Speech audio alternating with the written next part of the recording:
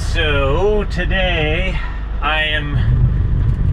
this morning I'm doing some deliveries for my ag services business, which is basically just farm supplies that I provide to people around our valley. I've been doing it for quite a few years, but it's just some extra cash flow in the spring. And sorry, my truck is really noisy, especially until I get going at least. So I'm doing some deliveries for that this morning, and then I'll be back at the farm seeding later in the afternoon. But one of the things I thought I would talk about is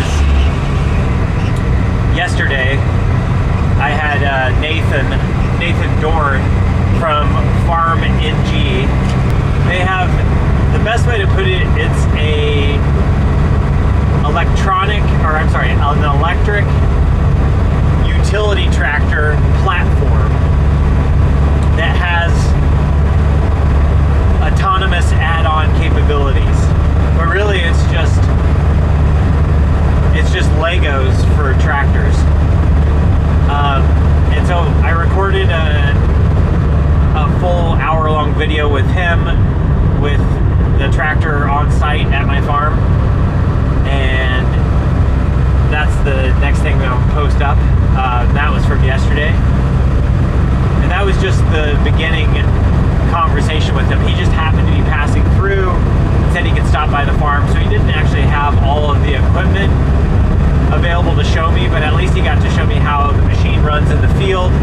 And then we got to talk about the autonomous add-on capabilities, and that's the thing that I was most interested in. And then the other thing that I thought was really cool about that whole platform is that it is an open source platform, and they have basically a software developer's kit available, so anybody can come in and basically create an app for that system. It's basically like a phone, where you have like an iPhone, and then there's the whole ecosystem of app developers to build software on top of that phone. But they're doing it in an open source manner, so there's a lot of information exchange between headquarters and the developers. So that's something I'm very excited about in the future, because like one example that he gives in the video is if you're doing a phenotype hunt for a lettuce variety that you're growing out for seed, you can build a software that will use cameras to scan the beds of lettuce and start identifying phenotype variations. That's like one of infinite possibilities. So anyway, that's something I was really excited to hear about. And then also he and I talked about at the end of our visit yesterday of him coming back with the full kit, and I think we'll do like a field day out at the farm, probably early, I don't know, sometime this summer. And then that could be a field day where a lot of farmers could come out and check it out and see what's up. So anyway, just thought I'd preface all of that before I show the video of he and I talking on my farm yesterday.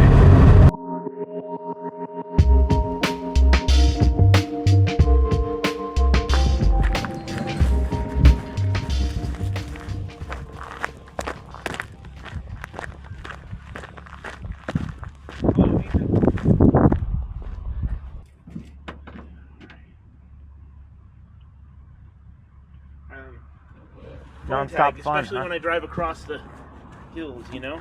Yeah.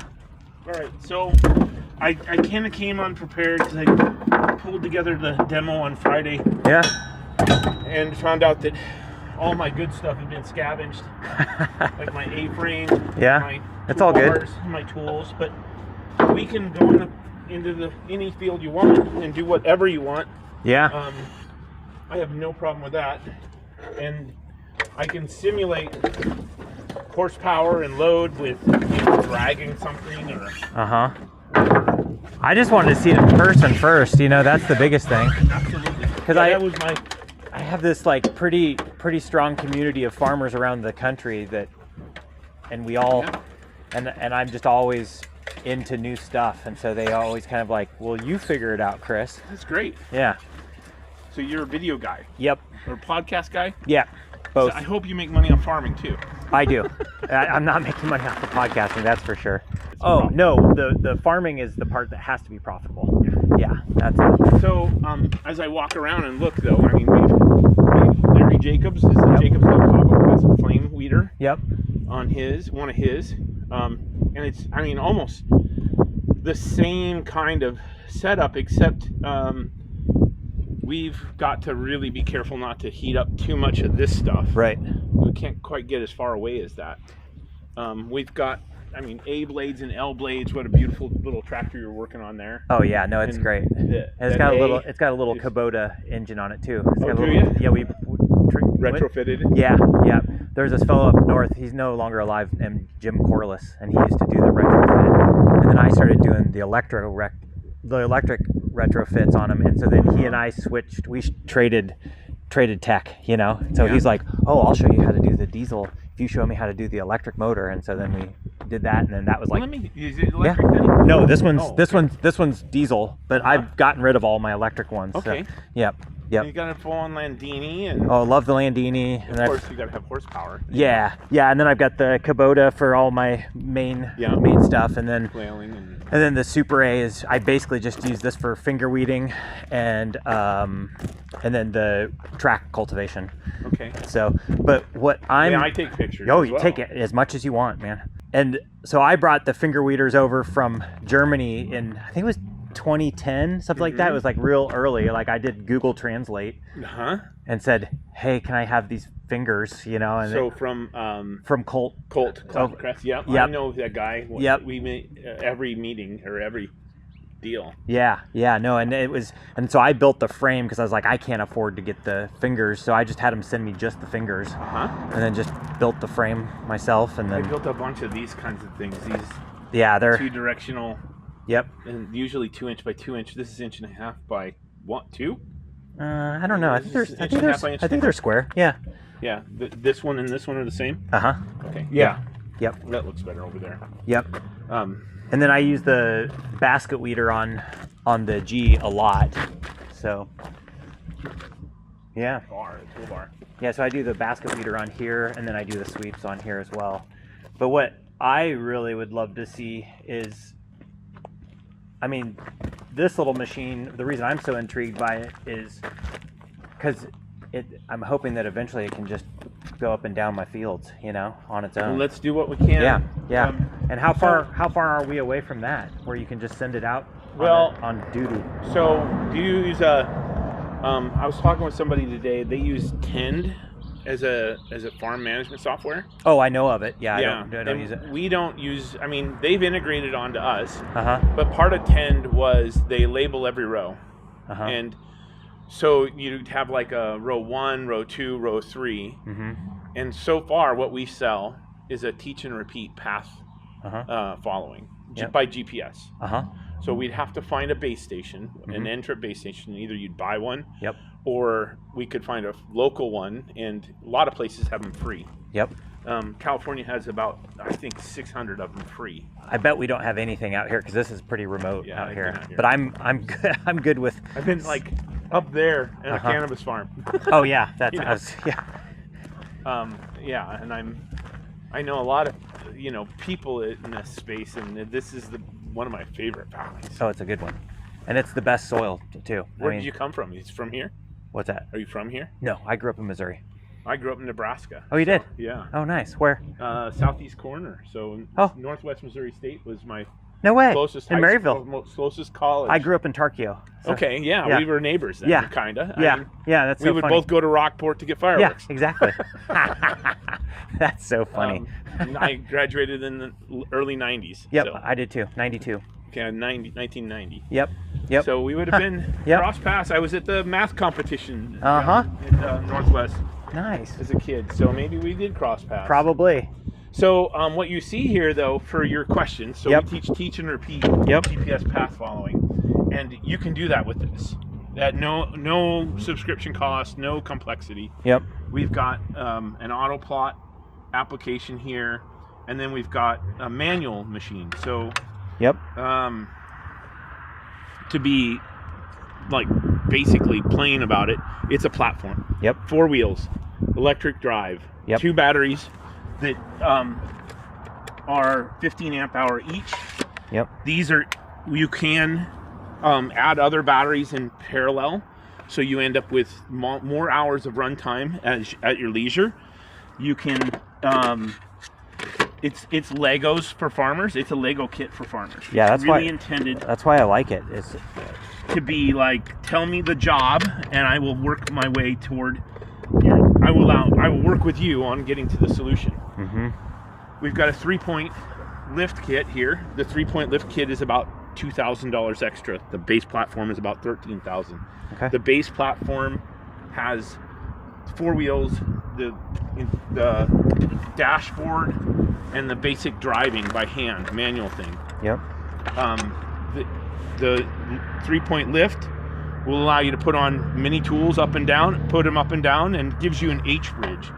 The H-bridge is basically a 48-volt distribution system to CAN bus controlled 12-volt. So I can lift this motor, which is a 12-volt motor, up and down because of that H-bridge. I can turn on a pump, like a little sprayer pump, with that H-bridge. I can turn on a rotating motor with that H-bridge. And that H-bridge is controlled, because I've got a lift cylinder, by the up button and the down button. This lift will carry about 900 pounds. So like I said, I didn't bring any tools, but you can see that it's got the capacity to pick me up. Yep. The machine itself, it's electric, so it'll go until the current goes out of whack. And so I wouldn't be able to stop it unless I pick the wheels up off the ground. Yep. Or I overcurrented it, which if I ran into the wheel of your tractor, it would spin until sometime a motor eventually heated up and stopped. If a wheel hits something before a bar, mm-hmm. if this hits it first, it'll stop and grind itself into the ground, rub the wheels all off. If the wheel hits it, it'll just climb until it flips over. It's got enough power to lift itself up. Right. It weighs about 300 pounds as a base machine. With this, it's probably around 450. Mm-hmm. But you can pick it up. You can kind of run yourself over with it. I mean, it's not super complicated. Yeah. The H-bridge, you could even put 2 tools on it. You could put a 3-point on this side and a 3-point on this side. This 3-point is mid-mounted. So the intent is, because it's skid steer, so this is how it turns. You'll see that the tool is swinging because this tool is off center. So what we're trying to do is minimize the swing. If we mounted it off the front or back, it would be a longer swing. Longer fulcrum, yeah. It's a big deal. You can go over the row. You can make it tall as a machine. That we always worry about center of gravity, because it can be made wide, like up to 90 inches wide, 88 inches wide, or down to 36 inches narrow. And because it's skid steer, we have to have a certain relationship of length to width. So we really can't control how long your wheelbase gets. We can't do like your tractor and be long and narrow, but we can be wider and a little bit longer. That would be something that's okay. If your batteries die, I think I showed you, you can take them out and swap them, so you can have a standing spare. I tell everybody, if you've got more than one employee, I would always have a standing spare, because you're going to yell at each other eventually. This one is set up for 48 inches. We've got them, we build applications on them. So this has got a 3-point lift, and with the 3-point, to make it easier, we built an A-frame. The A-frame, you can bolt onto it a toolbar. You can bolt a toolbar onto the toolbar, and to mount tools, you can take a little cross, slide it on, put a screw in them to tighten them down. But the idea is that you can have A-frames set up for everything. Like one with a flame burner, and then one with a, the seeder, one with a weeder, The weeder, if you had a 4-row Jang seeder, you could have your toolbar set up to be 4 rows of 8 blades, the exact distances of the seed boxes you have spread apart. Right. So that you minimize your time messing around with that stuff. Yep. And each time you add one of these, what does that add in This cost? is like $350. Oh, that's reasonable. I mean, everything is really geared around being accessible. Yeah. I can't tell you that we're profitable as a company, but what I can tell you is we're accessible. Yeah. And our goal is to get technology out to the users. Yeah. As I said before, the machine is, all this is free that comes with it, the application's on top. But someday, and some people are building things that are more sophisticated, like follow me around stuff, or drive from where my box is picked. Like you got that purple kale over there. Yep. Hit a button from there and go back to the cooler. Yep. Let them pack it, and then come back to the purple kale because it memorized it, or it's tracked to your watch or something. So you guys basically, is it like having an app store kind We're of? trying to build an app store. That makes sense. Yeah. And eventually, hopefully, we'll get some kind of business revenue out of that. But today, it's like we're building a phone, and keep the phone reasonably cost. Get it out to people. Solve real problems. The cool thing we're trying to do is not solve all of them ourselves, so that we've left this open source. Yep, I love that. So if you're a software engineer, or if you know a software engineer, you can have them build your applications, and you can put it on your machine and host it yourself. I like it. We know that we're not going to solve. I had a kid from India call me and say, I want to buy your machine out here. I need a solution for cotton in India. And I'm like, we're never going to solve cotton in India. It's just this far down on my list of things I have to work on to become a profitable company. Right. But I can sell you a machine. You have brilliant kids not far from you, and they can solve your problem. And we're trying to do that as a couple ways. Having this as an open source deal, but also having them compete in worldwide challenges right now. We have universities everywhere that are buying this and forming up teams of students, cross-functional teams, mechanical engineers, electrical engineers, software engineers, and farming people to go out and meet somebody in the ag space. And when they meet them, they're supposed to talk to them about a problem. They get like 4 months to figure it out.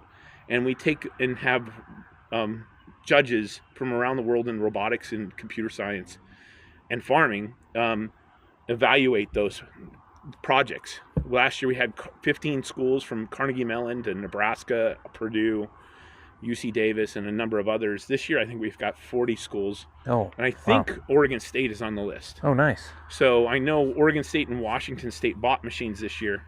So we're hoping to get as many more, and even junior colleges. If you've got 2-year schools, we're finding those kind of students are really, their strength is actually not knowing what to solve. They don't have a 4-year professor there that says, I'm the best computer science guy in the world. They go out and find a farmer and they ask them a lot of questions. Right. No, that's cool. And I think more kids are doing the 2-year schools now anyway, because it's kind of like the 4 years. Mine all did. Yeah, it's kind of like my boy's getting to that point where he's like, why would I go to 4 years? He's like, I'll go 2 years and then I'll figure it out. That's great. Yep. And so, let's see.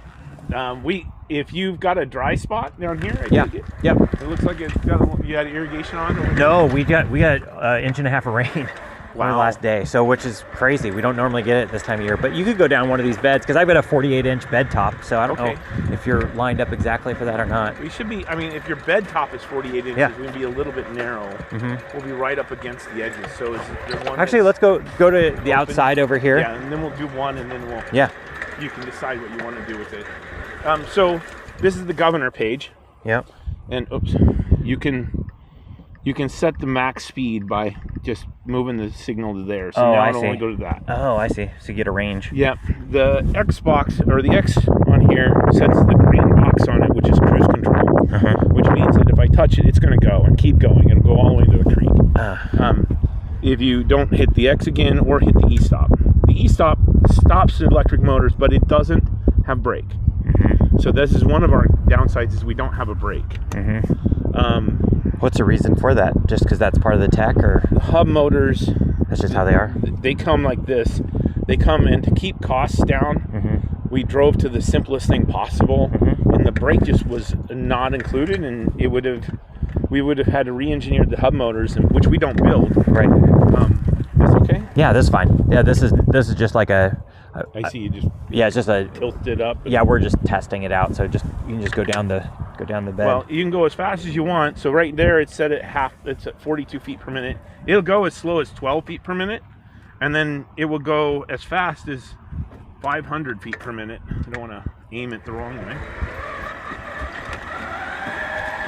Wow. So. So fun. Which.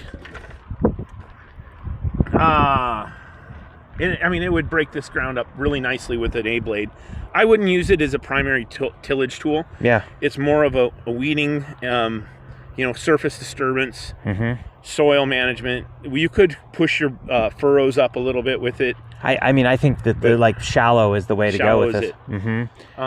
If you were to, let's say you're going to run, I know it's dependent on how deep you go and soil conditions and all that. How long of a runtime do you think you could get? D rates, obviously. Yeah. So we've got, I'm going to tell you, it depends on soil moisture. Right, of course. How broken up your soil is, the temperature outside because of the, whatever. But we say it carries about 1,000 pounds for 8 hours. Oh. So if you were to do just breaking the soil on these 3 lines, or that, with L blades, a left and right L blade, I bet you could do 5 hours of it continuously without a battery problem. I can't. I haven't measured, but no, I get it. Yeah. Obviously we're a rigid frame right here. This to keep costs down.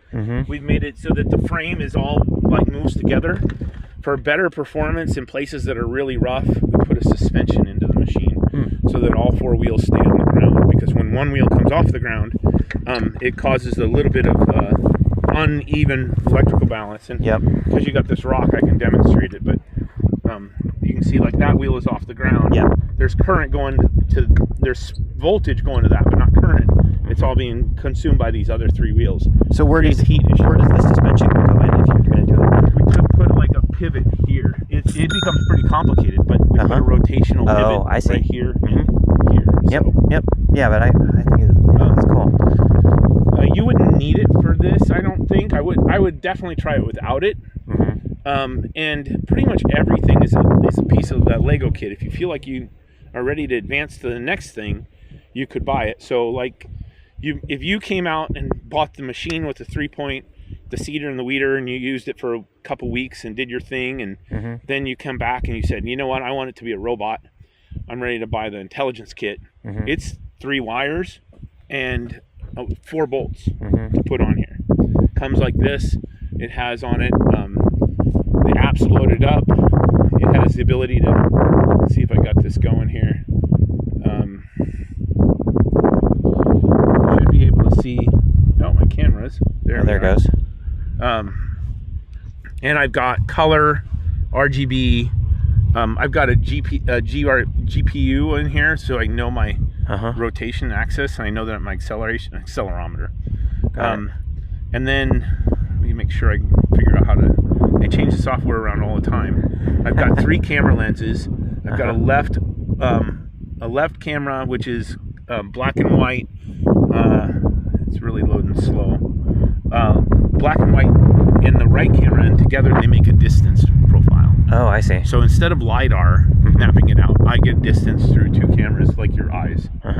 And we can put up to 4 cameras on this PoE, this power over Ethernet switch, or you could put other sensors if you could put drivers, if you could find the drivers for them on our platform, which the students would write, most of them. Right. And that's, again, this is the base platform to allow all the other worlds to be built on top of it, right? The base platform is the platform. Yep. The intelligence kit is its own. Right. And that's where you can get in there and solve everything. Yep. And then how much does that add? That's $7,200, this whole tower. Yep. So in here's a Jetson NVIDIA computer inside this hardened touch screen that you can leave outdoors. I left mine outside for a winter, and On purpose? Just to see? Really. Yeah, I got 50 inches of rain. I live a little drier than you. Yeah. But I put a bucket over the top of this dashboard just because I a little bit of worry about guilt of how to do things. But I left the batteries in, and the only thing that got water in it was the batteries. I pulled the batteries out before I started it, shook it, and I heard water jiggling around, and I opened it up and let it drain out, and then let it dry out, put it back together, and everything worked. The machine worked fine. Matter of fact, I still use it. And I really wanted to see how it holds up in the rain. I mean, it did get a little corrosion, which, this is all corrosion from other machines that sat on top of this spot. This has been a demo machine for a long time. Yeah. But it's all intended to be I love the fact that this machine looks the way it does, because it is like real world use, which is it ran into some stuff. No, my staff was loading it onto one of these trucks and didn't make it all the way up. Yeah. So they scratched it up, and yeah, that's good though. That's how you know it's real. Yeah. Huh. Okay. And it works. It still works. That's the good news. Is I've dropped these off of the side of I dropped one off of a trailer and found out that Amigas don't fly, but they do cartwheels at 60 miles an hour. It wasn't good. It was one of my worst days. Wow. It is. We'll find a little more difficult terrain. Yeah, we can go over to the hillside. Yeah, let's go where you broke it up. I saw that. Yep. You just ripped that over there, or dissed it. Yep. This rain is the best thing we could have had. I thought I was going to have to pull pipes out and irrigate all this, and then we got like an inch and a half. So you'll come back through here with a tilter, or I'll come back through here with the disc again, and then we always rip with a yeoman's plow. I don't know if you're familiar with the yeoman's plow. It's an Australian subsoiling plow. It was designed in the 70s. It's pretty cool. It's like got an airfoil design to it, so you can pull 3 shanks with 40 horse. Wow. So, which is pretty cool. No way, really? Yeah. And you can go real deep with it. It's got a really neat setup, and so it ruptures the soil, but it doesn't churn the soil like a chisel will. Yeah. So it just looks like a precision cut. Yeah, it's pretty cool. That's cool. So we subsoil it all, and then we'll go through and then make the beds with the tiller. So. I'm trying to find. I mean, that won't be a problem at all. So I don't want to. Yeah, I've kind of got everything. I can go over your pile of wood there. Yeah, let's see what it does. So the other thing I'm curious about is, so like somebody throws down to purchase this thing, then it seems like the platform will stay, it won't go obsolete anytime soon, right? I mean, like, because it is a Lego kind of kit. Yeah, I mean, the platform won't go obsolete, but much like your A. Yeah. I mean, I grew up driving an M and an H. Yep. So there will be future models. We'll make other things. Our focus right now is to try to get to be the best at this. Yeah. What made you decide to start doing this in the first place? I can't get traction. There it goes. Well, I was in the strawberry industry. Down in Watsonville, or? In Watsonville. And I built something like this because I had a whole bunch of entrepreneurs come to me. Yep. And they would always say, I'm going to build you this robot. It's going to do this and this. Yeah. And I'd sign letters, and they'd go to venture capital and get $1 million, and they'd come back a year later, my credibility in their hands, and a tractor. And I'm like, I just want a standard electric platform, because one, it'll be quiet so that they can demo. Yep. 2, it'll be flexible. I don't have to worry about chassis and hydraulic horsepower and gears and all that. And I want it to be infinitely slow, because we were picking strawberries in a lot of those cases. Right. I want it to be capable of carrying a decent load. And so I built one of these, and I ended up quitting the company beforehand and starting my own enterprise. And I ran across this guy, Ethan Rubley, who was building this. And then I was brilliant. I said, this is awesome. I know exactly what to do with this. I'll get you in front of people. Yeah. And I can put tools on it all day long to make it work. So that was the day we met. We had the base platform, and he was kind of working toward this. And I said, we need to be able to do work. Yep. Even though FarmNG doesn't have an I in it, everything we do is about the ING. Right. Weeding, seeding, tilling, carrying, spraying, whatever it is, you can do most of that on a light duty. And I tell other people, like, we used to do a lot of work with a horse. So, and the horse was kind of smart. It would wait for you. It would work at your speed as well. So now we're kind of a little bit going back to it. So this 1 horsepower vehicle is something akin to that. So do you have farms that like have whole fleets of these now? There's probably, I think, of 2 farms that have fleets of this. Jacobs Del Cabo. Yep. They've been a big advocate of us. They actually invested early on. I kind of figured that they would have been big ones for that. They have, I think, 11 machines, and they're the ones pushing for designs of things like a sickle bar harvester or a bandsaw harvester. For they're like greens? A transplanter, yeah.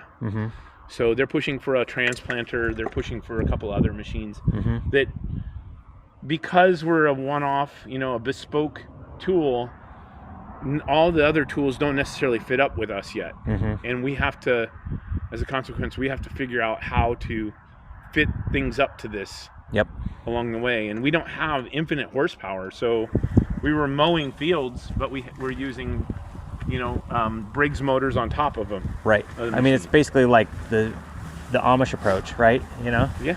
You got a horse-drawn whatever, and then you throw a motor on top to be able to bail. Yes.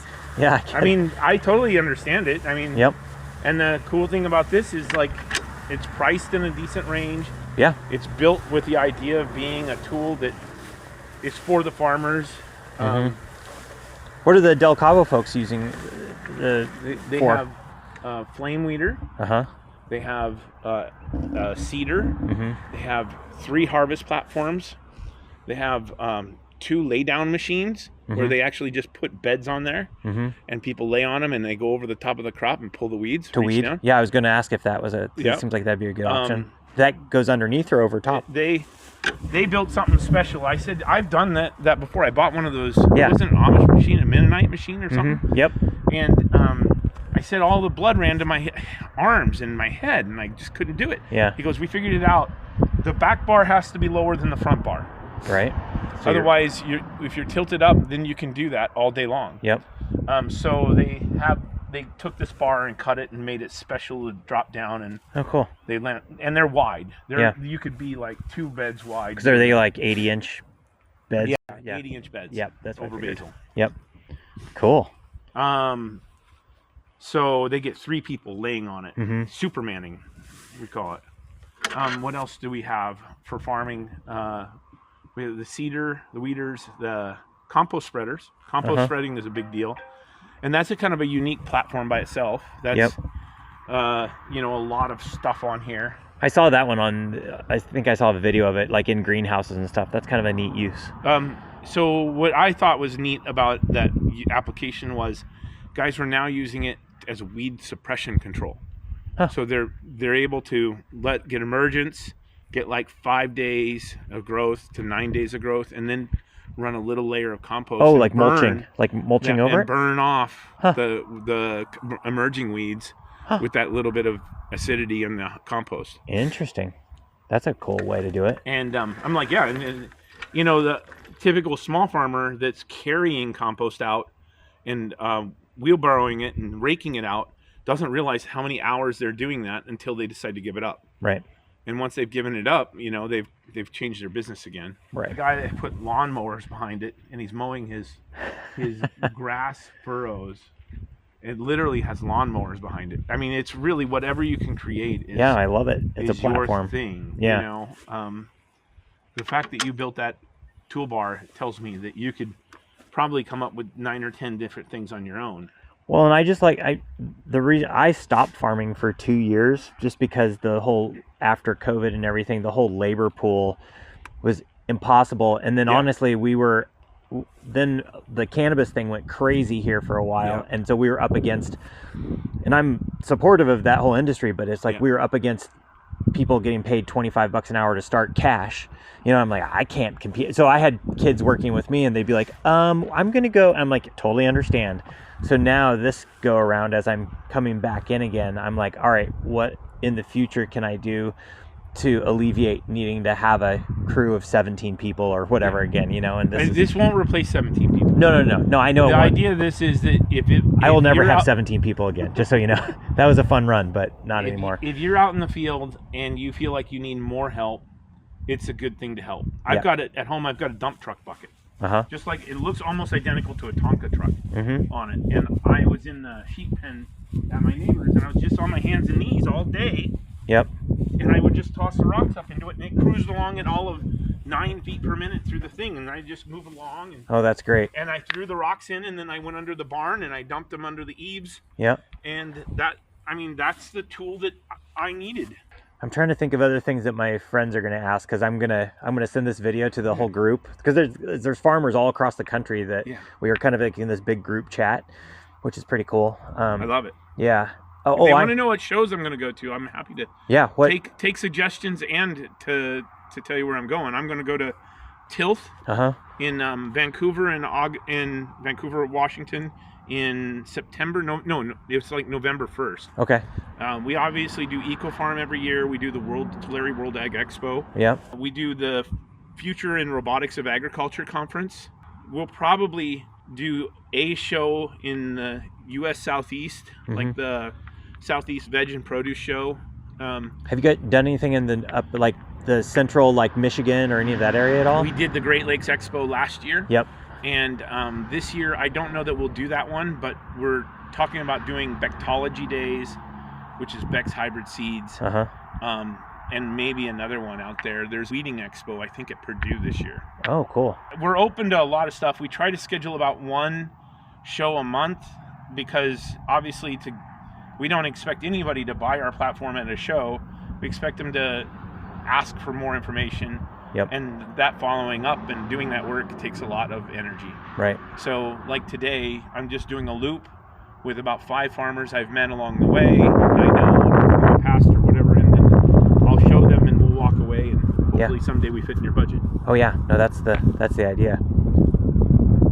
And do you guys do financing at all or any of that kind of stuff? We don't do it, but the guy I was just on the phone with was California Farm Link, and they're a financing group for small farmers. We also we participate in grants wherever possible. Usually the grants are semi-local, like in California, the 3CE, which is Central Coast Community Energy Group, will help fund this. But because we're such a small platform at 13 horsepower, we fall outside of the California Air Resources Board things. They require your machine to be, I think, 25 horsepower or greater to replace it or to offset air emissions. And we have argued over and over again that this is a platform that prevents somebody from needing to use a tractor and helps them get revenue. Right. So hopefully over time. Yeah, over time, and maybe they'll get big enough that they should buy a tractor. Or if they do have a tractor, this will take away some of that work. We've had a few grants for disadvantaged farmers, veterans. Oh, that makes sense. People of historical disadvantage, and we've happily helped out wherever we could. We don't really discount stuff because that would tell you up front that we don't have true pricing. Right. I'll tell you, we don't make a ton of money on the machines at the pricing we have, but we do make it here in the States, and so we try to stay competitive to keep it out. I think it's a pretty reasonable price point, honestly, because I've been kind of just poking around for the last several years, and it's usually like you go to a page and you go like this, and you get there and you go, oh, never mind, and then I got to your guys' page and I was like, oh, that's okay, that's reasonable. Let's talk some more. It'll actually calculate out, Well, I've done the math for years, and I've always argued that innovation's only as good as the ability to afford it. Right. So I built hundreds of machines for the strawberry industry, and that was the way we paid for it. Was we did the math and priced how much money we should spend on building it. Yep. Are guys using this to pick berries then, or? This not so much because it's so small. So, and it depends on what you're doing. But we have a guy that's doing some testing on raspberries and blackberries. But strawberries is a harder deal because 300 feet a row can generate 20 boxes, and then 20 boxes weighs 8 pounds, so you're at, what is that, 160 per person. If you spend like $10,000 or $20,000 on that one person, you don't really get to break even. I see. So you want to have like 5 people for that same or just slightly more money, pay for split the powertrain, and then now you've got quite a bit more weight. I see. And a lot more logistics. So we're getting closer. We'll probably build a machine for that industry someday, but not today. We're focused on getting this right and getting it out into people's hands. Yeah, I like it, man. That's cool. It's a simple machine. It has 3 wires. It has power, which is under here, CAN bus, and e-stop control circuits. That's it.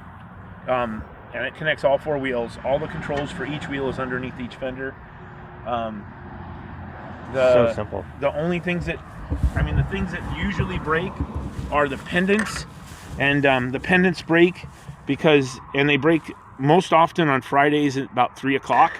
Because at Friday at 3 o'clock, you get a little bit tired and you fall farther and farther behind until you rip out the cord. Right. And that's been the most common failure on the machine. It's not bulletproof, but it's a pretty rugged machine. I have dropped it off of trucks and off of trailers. And unfortunately, been able to drive it back away. That's great. This is good. I'm going to be thinking about this for a while now. It's great, Chris. I've got all sorts of support videos, other stuff. We've got some great, if you're a developer, that we've got an ADK, which is the Amiga development kit, where you can come in and code on this. I will be honest in saying our profile for buyers initially was more skewed towards women whose husbands were in software engineering. Women farmers. They're real farmers. Yeah. But their husbands. I was just a funny question. Well, what's your husband do? Yeah. He's a software engineer, and then you walk away and you're like, oh, bait. Yeah. Switch. Yeah. Getting him back out to help me in the wheat field. Yeah. Can you develop this thing for me? Yeah. So it's okay though. If you're a phenotyper, this thing is the bomb. Yeah. Because we can capture tons of information in a standardized format. You can put these cameras anywhere, and you can get that data into your data platform and system really fast. Well, I'm thinking about, because I'm starting to do, this is the first round that I've started to do seed crops, and I'm starting to think about that kind of stuff with like imagery and all that, what could be done, Yeah. And just we're just scratching the surface with what data can actually be used for in agriculture. It's usually large scale ag are the only people that can do that, and this is actually a point of entry into tech, I think, for like the medium scale farm or small medium. Well, I see, I've been to a lot of phenotyping groups and companies, and generally it's not that big. Your farm is about as big as a big test plot. Yep. It's just that their focus is on the data coming off the field. Yep. Their focus is like on producing a seed that carries with it a sachet of data to sell with it. Yeah. So if you have a watermelon production and you want to know how it performs after 5 85-degree days, but it has a harvest date, you actually have an image of it whenever you've driven over it, of the plant and everything else, and then you've got a place to enter, whether it's a harvest information or whatever it was, and you can use this to track where your seed went in and what you did, what date, and all the rest. So here's a question: is like if somebody, like a farmer, buys a unit like this, they know what they want to do with it, they have all this data, then how do you find the resource of that? If you don't have a husband or wife that's a software engineer, then is that where you tap back into that community? So if you go into our software platform, you'll see a discourse channel where people have asked tons of questions. Okay. And there are people in there that are building their own businesses inside of our discourse channel. So if you're a tree nursery and you want somebody that can size trees, there's a company that's building on this platform a tree sizing data collector. Cool. If you reach out to me, I will always share everything I can. Like I said, we asked Tend asked us the Tend, the farm management software, asked us to integrate with our platform, and we've offered to integrate with as many that are out there if they want to do the legwork. But the platform is meant for you to put your stuff on. Yeah, that's cool. It's a good long-term vision. You kind of have to do it like that, because otherwise, why are you doing it? Yeah, you can't be a standalone machine. Nope. And in a business that needs integration. Yep. That's why I like this Landini. Yeah. Because it doesn't have any computers in it right now. Because there's nobody controlling it, and that's what I like G about. G and your A, same way. Same way, but then I'm beholden to the error codes, you know. Okay. And I can't do anything with it. That's what I like about this, is it's got an open source characteristic to it, and I feel like if you run into a hurdle, then it's like you can call back to the company and say, we manage a 24-hour engineering team onto the discourse channel.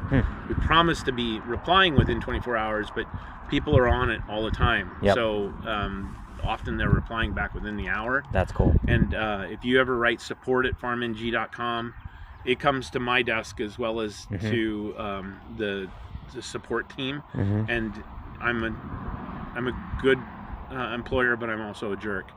I'll text you right away and say, hey, this guy needs help. Yeah, that's cool. Yeah, that's legit. Are you having fun with it? I love this. Yeah, I can tell. This is like I grew up in Midwest Nebraska, and now I'm back in farming. Well, I've been back in farming for a number of years. Yeah. But I'm in doing something that I think is long-term beneficial for the farming community. Yep. It's helping I these think guys. It's great. Yeah. My wife is, since we've gotten 2 of these ourselves, she's told me that we're starting a cut flower farm, which I'm thrilled. Like you said, everybody has their way to get people into stuff. Yes. That's so good. Do you live down in Watsonville then, or? I live in Hopland in Mendocino County. Oh, okay. And that's what makes it easy. Isn't there Real Goods Center there? Yep, we're next door. Okay, yep. Cool. And it's going to open up again. It is. It was purchased by a guy in the cannabis community, but I don't think it was intended to be a cannabis-centered facility. Yeah. Cool. Cool. Yeah, my son works in the cannabis industry. One of my 3 sons. One's in the cannabis industry. Another one is going to be a chef. He went 5 or 10 years with the video gaming industry. Yep. And now he's going back into being a cook. And the third one is a plant science major that graduates from Cal Poly next month. Awesome. So, yeah, we've got people that are connected with the industry. Yeah, that's great. So, no, that's super good. Yeah, we started down in Santa Cruz. That's my wife and I started farming. She went to UCSC, so in agroecology.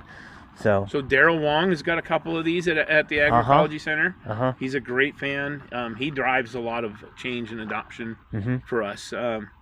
He's been a real good champion, and I mean, we can call him right now. To have your wife call him. Yeah. And think was she with him or was she with the guys before? She was there a long time before when like Steve Gleasman was there and at the UC, and so that would have been 94 through 98. Jim Leap might have been there. He lives in Watsonville, is a big fan, and we work with him on stuff all the time. I built my disc bedder off of his disc bedder design that he did for years. So I mean, we've tapped into that whole world, and the first farm that we ever worked on was the Molino Creek Collective. We worked for the Homeless Garden Project, and then we worked for Joe Shermer at Dirty Girl. Yeah, it's them everywhere now. They're big. Yeah, they've got like 14 markets that they're at. A lot. And we've worked for, I think it was the first year that Joe, when he took over from the girls, and it was right there in the Poganip, at his original spot. And so that was our beginning, was there. And then we went to Colorado and farmed for 4 years, and then we ended up out here. And then we've been here since 2002. This is beautiful. Yeah, it's a good spot. I'm a big believer in the old knowledge, helping out the new stuff. So we were talking about these people like Jim Leap and Daryl. We have a program called the Farm Robotics Challenge with the UC Ag and Natural Resources, and what we're doing in that is we sell this to a university or a junior college, and next year, starting this coming year, we're going to do high schools, and the high school level, they will get parts, just a whole stack of parts, and they'll build the machine from ground up, and then they'll go through a series of tests, and then they'll put the intelligence kit on it, and they'll go through a series of tests, and they'll have to make a machine do something like work on the school farm. Right. And then we'll give them, courses in open science, computer science. At the 4-year and 2-year college level, which next year we're hoping will be a worldwide challenge, bringing in University of Wageningen, Harper Adams, Lincoln University, and a whole bunch of around the country, even some in University of BC. We hope to have students that build a cross-functional team. There'll be software engineers, mechanical engineers, or farm students. And we say, go out, find somebody in the ag community, hopefully a farmer, but it could be, somebody else in the ag community. Ask them what sucks. Yep. And solve one of their problems. And you get 4 months, and the winners get like 10 to however many thousand end up in the pot. Last year it was 10. Hopefully it'll be more next year. And we fly them to FIRA, which is the Future in Robotics of Agriculture conference, and they'll present their solutions alongside of Carbon Robotics, FarmWise, Verdant, NIO, and us. Yeah. As if they're going to be roboticists in agriculture. That's cool. And we're hoping that Oregon State and Washington State and all the rest around the country will be a part of it. Today, University of Georgia bought one. So I know we don't have any machines in Missouri yet. Yeah. So call home. Yeah, I haven't been back there for a minute. So Neither have I. I went to Nebraska for a wedding, but that was about it. Yeah. I got to go. It's been 5 years since I've been back. So yep. It'd be hard to leave here. It is, and my kids go back there, and they're like, "You grew up here?" Because we always go back in the winter when it's just like dead, and it's not a rewarding and thing. It's cold, So, yeah, but still love my family, Yeah. But that's how it is. It's great to be back when you can. I think that's hilarious, though, that we both were probably buying fireworks at Rockport when we were kids. I know we were. Yeah. I know we were. Under greenhouses, we work pretty well, except for the only place I know will be a real tough to fit is where you've got plastic down on the ground. If you're doing like plastic mulch, flat mat. If you've got mulch that I don't have to run over, that's fine. I could spray over the tops, but if I steer, I tear that. No, I get it. Because that skid steer style. Totally get it. So, but otherwise we can drive over the top, but people don't like to dent the ground very much. So we actually have sold to some potted plant nurseries a few smooth tread tires just so that they could just drive straight down the plastic and straight back. Yep. All they do is move pots from the road to the end. I know there was that one little robot for a while that was in the nursery that go along. Harvest automation. Yeah, those are pretty cool. Yeah, he was good. I know Charlie. Are they still going? Yeah, he's still going. Yeah. He's still good. He's a I don't know what the advancements on the bot has become, but I really admired him because Charlie Grinnell, because he tried to be economical and did a lot. And that's the hard thing in agriculture is that you have all this tech money and venture capital money that they think they can just come into ag and just be like, oh, we've got it figured out. And you're like, no, agriculture is this whole other creature and people don't understand that. Relationships. Yeah. It's a relationship. Yep. Well, like I said, I'm just a random guy here, but I have this whole network of all these farmers and we all talk like all the time. I totally agree with that. And that's just that's how you figure things out. And that's why I'm vague with our warranty because it probably on paper, I think it says a year, but we stand behind it. Yeah. I mean, if it's our fault, we're going to fix it. Yeah. That's cool. Yeah. Yeah. So it's even longer. And we don't think we've got it all figured out.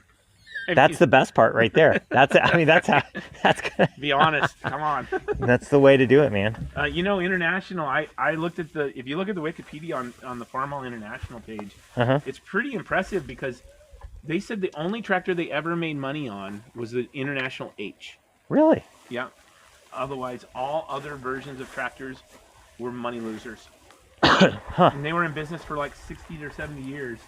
And that's so interesting. We still rebuilt all of ours back home, right? So that we could keep them going again. And, yeah, it's part of the family legacy. So I mean, it'd be nice to be that guy that has that machine still going for the future. Oh yeah, I love it. We think the technology will probably outpace what we've built someday, but that's okay. But you have those. Yeah. I mean, the technology has outpaced those tractors, right? Yeah, but there's still abuse, right? And they're so, I mean, I prefer them, you know? Yeah. Just because I can fix them. You can fix them, but also they're simple to operate. They're reliable in operation. Yep. Like, yeah, they're not overkill for the problem. Yep. I mean, even that one, it's tougher to say that. All Masseys, I feel like they were always that way, just a little more complicated than they needed to be. Yep. I do love the motor on that thing, though. Yeah. The Perkins, yeah, they just go. I have some other, like, L blades and stuff that we put on here.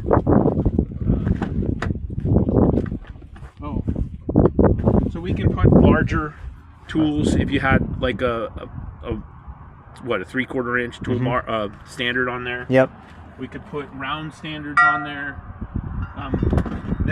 I intend to use this on the 3-point to pick up a chicken tractor and move it. Oh, cool. So the software is not written yet, but to find the chicken tractor.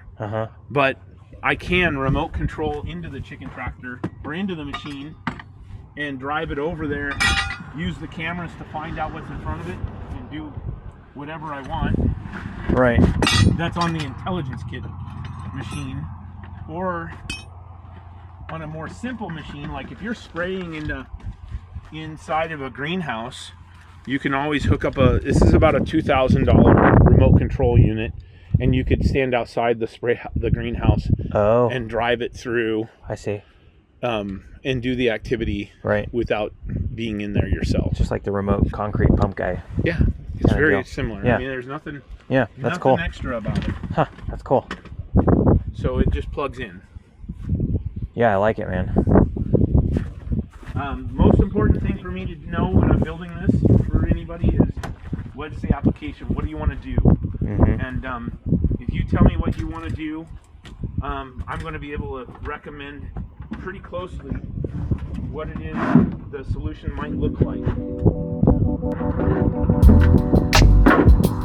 We'll get close to the end.